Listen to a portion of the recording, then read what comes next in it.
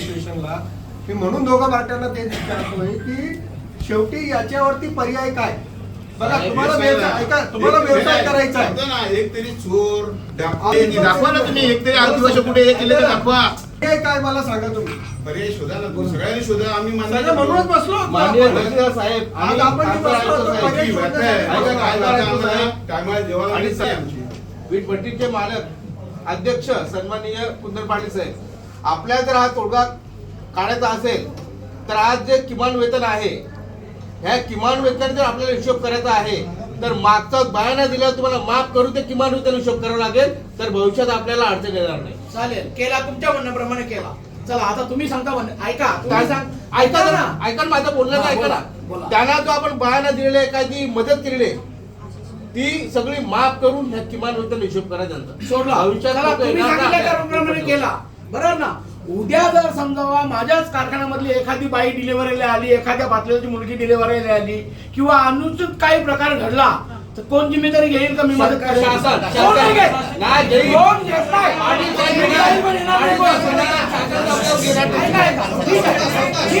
ठीक आहे, शासन घेते जिम्मेदारी ना.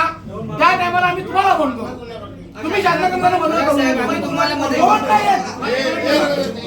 शासन काय सांगा तुम्ही घेऊन जा, आम्ही बघू. त्यांचा GR वाचत बसतील, GR वाचतील मदत देता येईल का, हे करता येईल का, हे तुमचे फॉर्म आधार कार्ड द्या, त्यांचा रेशन कार्ड द्या, त्याचं हे द्या, पेपर जमा करा. तुम्ही काय म्हणता? शासन बरोबर बोलला की ती जबाबदारी शासनावर आहे. आपण सामान्यासाठी बसलोय बरोबर. तुम्ही बोलले कोणी बघत नाही.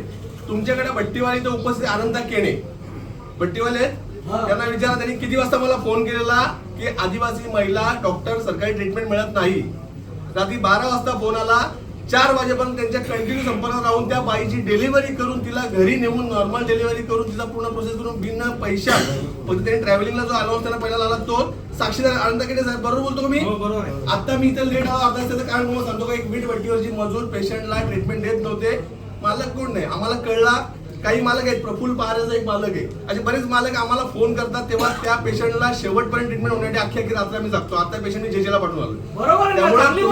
त्यामुळे तुम्ही आता कोणी बघत नाही. आम्हाला जे कळतंय ना त्या तहसीलदार साहेबांना मी झोपून देते ना 3-3 वाजता विचारून बघा साहेब. बरोबर बोलतो मी. म्हणजे आम्ही आमचं कर्तव्य पार पडतो पण ते शासनाचं कर्तव्य नाही. आणि दुसरी गोष्ट ते आमचं कर्तव्य आहे, शासनाचं कर्तव्य आहे, तुमचं कर्तव्य. एखादा माणूस जर आपल्याकडं समोर तडफडत असेल आपण यायलाच पाहिजे. सर्व मालकांची ती जबाबदारी आहे. ज्याला कलर वाटावर जाणारा वाटसरू त्याची पण जबाबदारी आहे. त्यामुळे ती जबाबदारी कोणालाही टाळता येणार नाही. पण त्याच्या बदल्यात जर मी दवाखान्यात नेला आणि डिलिव्हरीला माझ्या बायकोला जर 40,000 रुपये लागले आणि त्याच्या बदल्यात जर मला वेटबिहारी करून घेतली तुम्ही तर तो गुन्हा आहे. तुम्ही 40,000 रुपये माफ करा, तुम्ही 30,000 रुपये दिले ते माफ करा, कारण तुम्ही सेवा केली. हे बघा आम्हाला, मी तुम्हाला सांगतो, श्रमजीवी संघटना काम करते. कशासाठी काम करते?